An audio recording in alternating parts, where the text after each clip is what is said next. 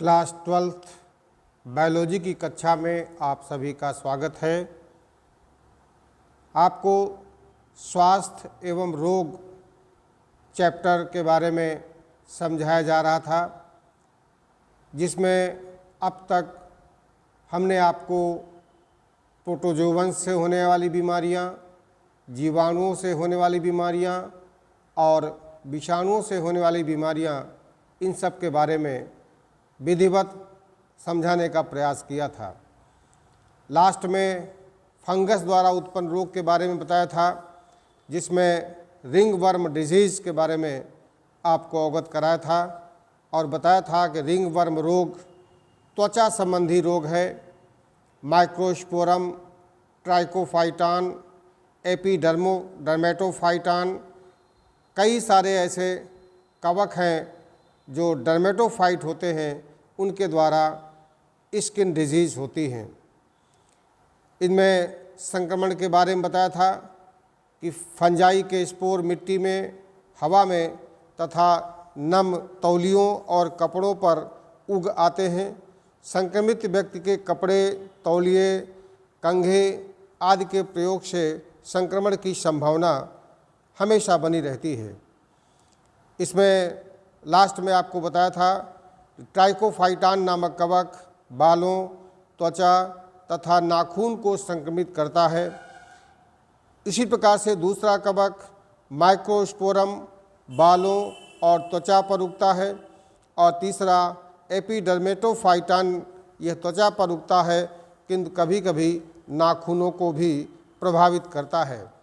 इस तरह से प्रायः संक्रामक रोगों के बारे में आपको आपके पाठ्यक्रम पर आधारित बीमारियों के बारे में अवगत कराया जा चुका है।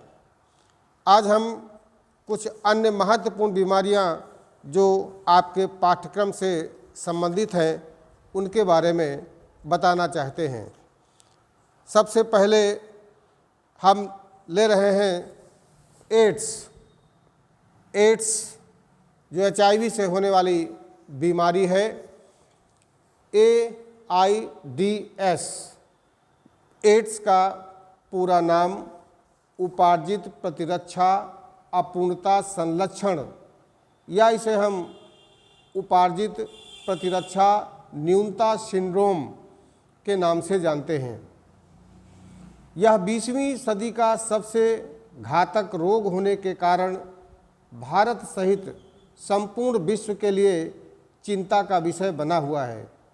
इस रोग से पीड़ित व्यक्ति के शरीर की अन्य रोगों से लड़ने की क्षमता अर्थात प्रतिरक्षा क्षमता या इम्यूनिटी धीरे धीरे कम होकर अंत में समाप्त हो जाती है।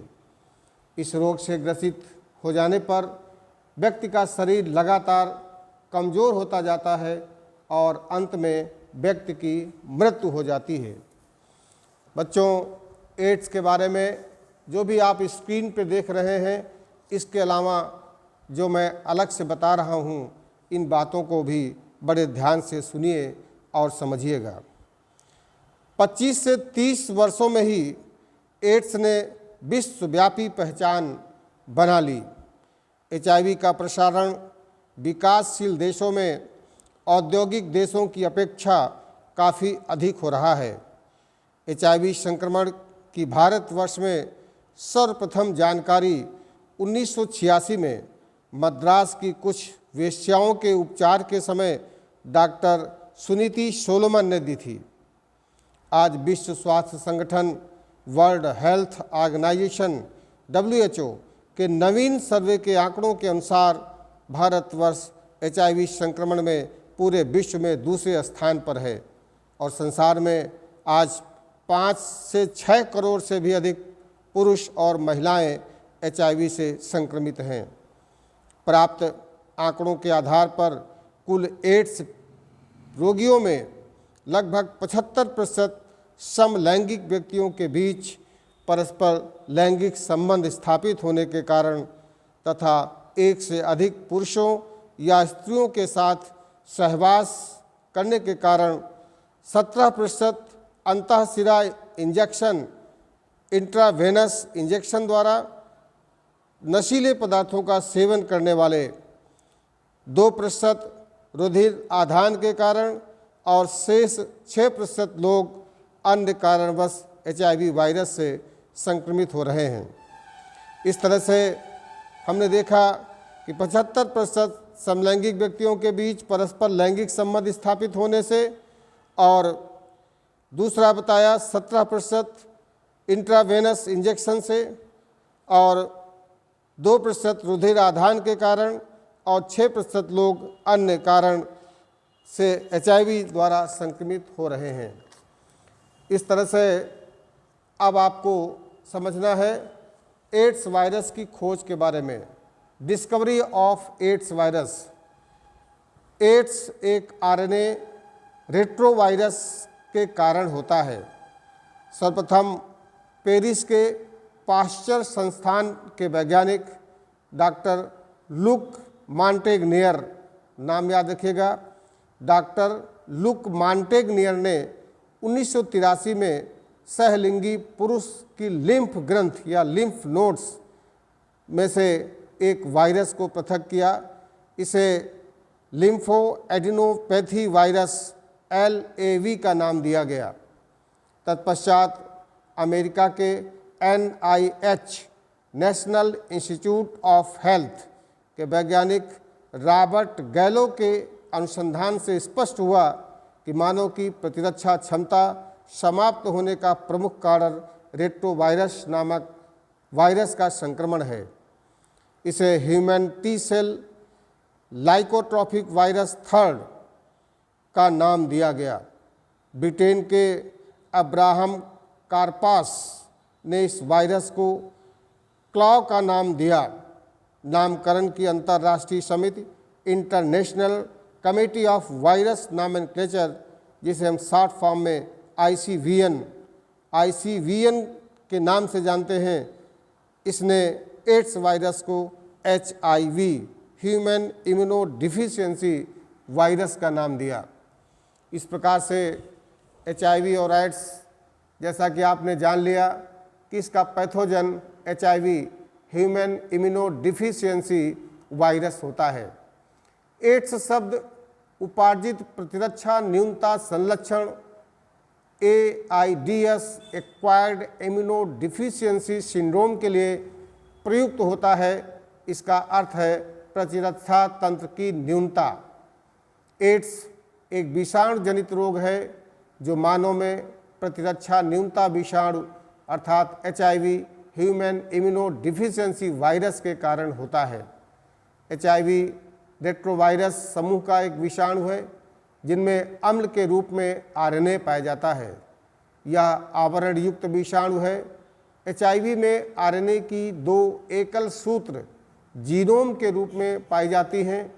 इसके अतिरिक्त रिवर्स ट्रांसक्रिप्टेज एंजाइम, एक अंतःखोल, एक बाह्य खोल एवं ग्लाइकोप्रोटीन की परत में अनेक स्पाइक्स होते हैं जो CD4 या T4 प्रतिजन ग्राही को पहचानने का कार्य करते हैं।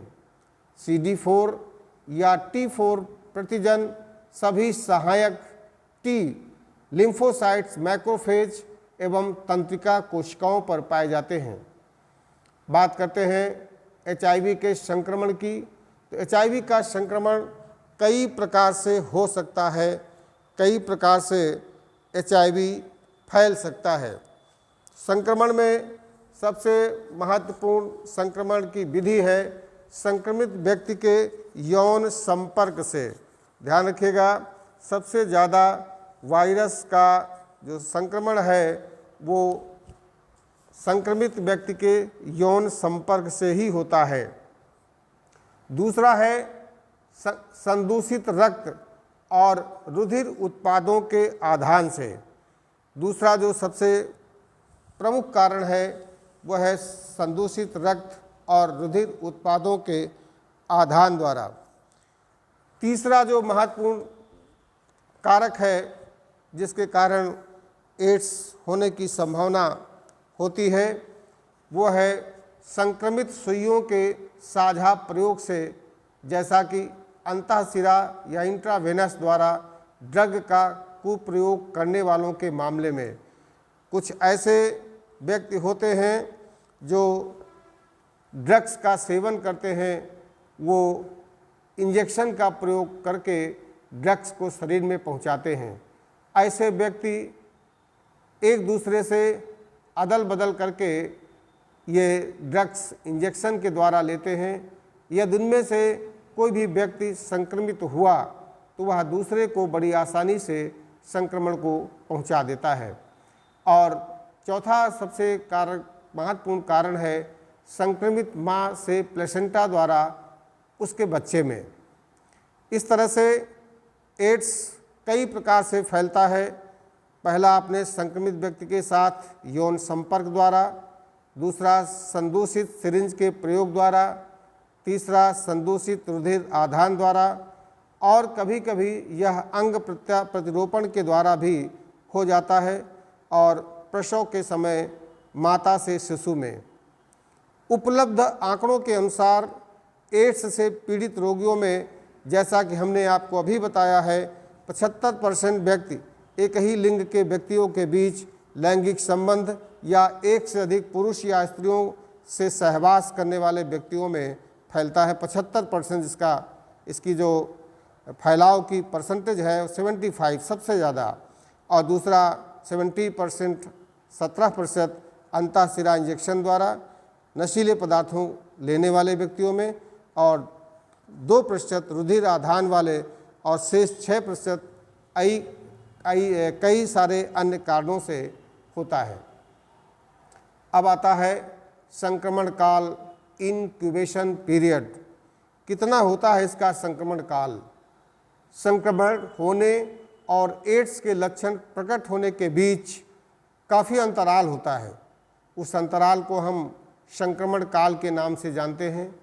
यह संक्रमण काल कुछ महीनों से लेकर कई वर्षों तक हो सकता है, और ऐसा भी देखा गया है कि एड्स का संक्रमण होने में 5 से 10 वर्ष भी लग सकते हैं। कभी कभी एड्स का वायरस हमारे शरीर में पहुंच गया होता है, लेकिन हम इसके संक्रमण के बारे में काफ़ी समय के बाद जान पाते हैं। अब आता है इसके लक्षण क्या होते हैं। लक्षणों की बात करें, सिम्टम्स ऑफ डिसीज, तो लक्षणों में से व्यक्ति के शरीर में HIV के प्रवेश होने के बाद यह मैक्रोफेज में प्रवेश करता है, जहां पर उसका RNA genome reverse transcriptase enzyme की सहायता से रेप्लिकेशन द्वारा विषाणुई DNA बनाता है। मीन्स RNA से DNA बन जाता है, और यह विषाणुई DNA या वायरल DNA परपोषी कोशिका के DNA में समाविष्ट होकर संक्रमित कोशिकाओं को विषाणु कण पैदा करने का निर्देश देता है। मैक्रोफेजेस वायरस उत्पन्न करना जारी रखते हैं और इस तरह एक HIV फैक्ट्री की तरह काम करते हैं। इसके साथ ही HIV सहायक T लिम्फोसाइट में प्रविष्ट हो जाते हैं, प्रतिकृति करते हैं, रेप्लिकेशन करते हैं और डॉटर वायरस उत्पन्न कर देते हैं। रुधिर में छोड़े गए डॉटर वायरस दूसरी सहायक T लिम्फोसाइट कोशिकाओं पर अटैक करते हैं और यही क्रम बार बार दोहराया जाता है, जिसके कारण से संक्रमित व्यक्ति के शरीर में सहायक T लिम्फोसाइट्स की संख्या में लगातार कमी होती जाती है। इस अवधि के दौरान बार बार बुखार और दस्त आते हैं, वजन बहुत तेज़ी के साथ घटने लगता है, सहायक लक्षणाओं की संख्या में उत्तरोत्तर कमी होने के कारण व्यक्ति अनेक अन्य बीमारियों, चाहे वो जीवाणु जनित हों, विशेष रूप से माइकोबैक्टीरियम, विषाणुओं, कवकों, यहाँ तक कि टॉक्सोप्लाज्मा जैसी परजीवियों के संक्रमण का शिकार हो जाता है।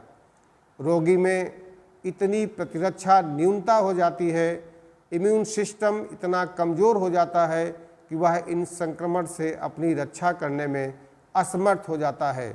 कहने का अर्थ हुआ कि जब HIV किसी स्वस्थ व्यक्ति के शरीर में पहुंच जाता है तो वह हमारी प्रतिरक्षा प्रणाली को बहुत तेज़ी के साथ डैमेज करता है, जिससे व्यक्ति की प्रतिरक्षा प्रणाली कमज़ोर हो जाती है। वह व्यक्ति केवल HIV से ही नहीं बल्कि अनेक वायरल डिसीजेज, बैक्टीरियल डिसीजेज या फंगल डिजीजेज से भी ग्रसित हो जाता है। अर्थात HIV से ग्रसित व्यक्ति के शरीर में एक साथ बहुत सारी बीमारियां लग जाती हैं, जिसके कारण वो अंत में मृत्यु को ही प्राप्त होता है। क्योंकि इलाज कितनी चीज़ों का एक साथ हो सकता है, एक ही बीमारी नहीं होती है, बीमारियों का घर बन जाता है ऐसा व्यक्ति। उसके बाद फिर आता है कि हम एड्स से ग्रसित हैं कि नहीं, इसकी जांच कैसे की जाए।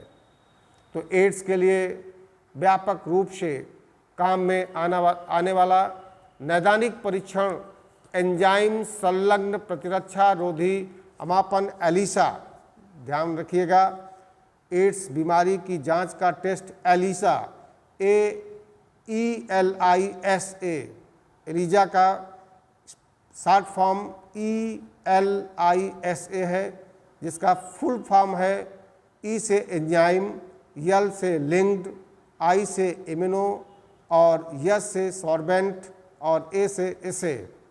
अर्थात एलिजा का फुल फॉर्म है एंजाइम लिंक्ड इम्यूनो सॉर्बेंट एसे। इस टेस्ट के द्वारा हम एड्स की जांच कर लेते हैं। एड्स के निश्चित परीक्षण हेतु पश्चिमी blood test, western blood test भी बहुत उपयोग में लाया जाता है। अब आता है, यदि कोई व्यक्ति एड्स से ग्रसित हो जाए तो फिर उसका उपचार कैसे किया जाए। उपचार के लिए बड़ा व्यापक रूप से प्रयास किया जा रहा है, लेकिन अभी कोई ऐसी औषधि जो एंटी रेट्रोवायरल हो वो प्रभावी रूप से बनाई नहीं जा सकी है। केवल इन औषधियों के प्रयोग से रोगी की मृत्यु को आगे बढ़ाया जा सकता है, लेकिन मृत्यु को रोका नहीं जा सकता है। ये कह सकते हैं कि अभी तक इस रोग के निवारण के लिए कोई उपचार नहीं बन पाया है। एक बार यह रोग हो जाने पर उस व्यक्ति का बचना असंभव सा होता है। फिर भी प्रतिरक्षा उत्तेजना विधि द्वारा शरीर में इस विषाणु की निरोधक कोशिकाओं की संख्या में वृद्धि की जा सकती है, जिसके लिए आजकल AZT, जिसको हम एजिप्टोथायमिडिन नामक औषधि का प्रयोग करते हैं। एजिडोथायमिडिन, जिसका शॉर्ट फॉर्म AZT है, इस औषधि का प्रयोग किया जा रहा है। अनेक एड्स निरोधक दवाइयों पर अभी भी रिसर्च चल रही है, लेकिन बहुत अच्छी दवा अभी तक बनाई नहीं जा सकी है। एड्स के रोकथाम की बात की जाए तो एड्स को बताया अभी कि ठीक से इसका उपचार नहीं किया जा सकता है, इसलिए इसकी रोकथाम ही इसका सबसे उत्तम उपाय है। हमारे देश में राष्ट्रीय एड्स नियंत्रण संगठन, जिसका short form NACO, National AIDS Control Organisation, जिसे हम नाको के नाम से भी जानते हैं, इसके अलावा अन्य गैर सरकारी संगठन, नॉन गवर्नमेंट ऑर्गेनाइजेशन, NGO लोगों को एड्स के बारे में शिक्षित करने के लिए बहुत काम कर रहे हैं। HIV संक्रमण को फैलने से रोकने के लिए विश्व स्वास्थ्य संगठन WHO ने अनेक कार्यक्रम आरंभ किए हैं। रक्त बैंकों के रक्त को HIV से मुक्त करना, सार्वजनिक और निजी अस्पतालों और क्लिनिकों में केवल डिस्पोजेबल सुइयों और सिरिंज ही काम में लाई जाएं, इसकी व्यवस्था करना और कंडोम का मुक्त वितरण, ड्रग के कुप्रयोग को नियंत्रित करना और सुरक्षित यौन संबंधों की सिफारिश करना, ये प्रयास किया जा रहा है। भारत में एड्स का पता सबसे पहले 1986 में लगा था, 1986 में। इसके बाद देश में इस पर ध्यान रखने के लिए 42 केंद्रों की स्थापना की गई है। इन केंद्रों ने 42,000 संभावित रोगियों का पता लगाया। ICMR, जिसका पूरा नाम है Indian council of medical research, ने वर्ष 1985 से 86 में कई केंद्रों में शोध दल बनाए हैं, जिनमें से प्रमुख रूप से नेशनल इंस्टीट्यूट ऑफ वायरोलॉजी। आप मेरी बातों को ध्यान से सुनिएगा।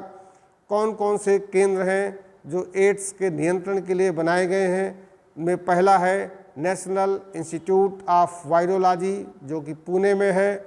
दूसरा centre for advance research in virology, जो कि वेल्लोर में है। और तीसरा all India institute of medical sciences, जो कि न्यू दिल्ली में है। और चौथा national institute of communicable diseases, ये भी न्यू दिल्ली में है। इस प्रकार से ये केंद्र शोध दल के रूप में स्थापित किए गए हैं, जिनमें लगातार एड्स के बारे में अध्ययन चल रहा है। इसकी रोकथाम के उपायों के बारे में प्रयास किए जा रहे हैं। और रुधिर दान करने वाले व्यक्तियों, रुधिर बैंक तथा अस्पतालों में इंजेक्शन देने के लिए एक बार ही सिरिंज का उपयोग करने पर कोई नियंत्रण न होने के कारण भारत में तेज़ी से इस रोग के फैलने की संभावनाएं लगातार बनी हुई हैं। तो आज इस वीडियो के माध्यम से हमने प्रयास किया है आपको एड्स के बारे में विधिवत अवगत करा दिया जाए। एड्स के वायरस के डायग्राम को भी आपको प्रेषित किया है।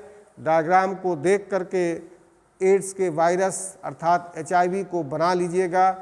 और जो भी बातें हमने इस स्क्रीन में दिख रहे नोट्स के अलावा बताई हैं, उनको भी ध्यान से गौर से सुनिएगा, समझिएगा।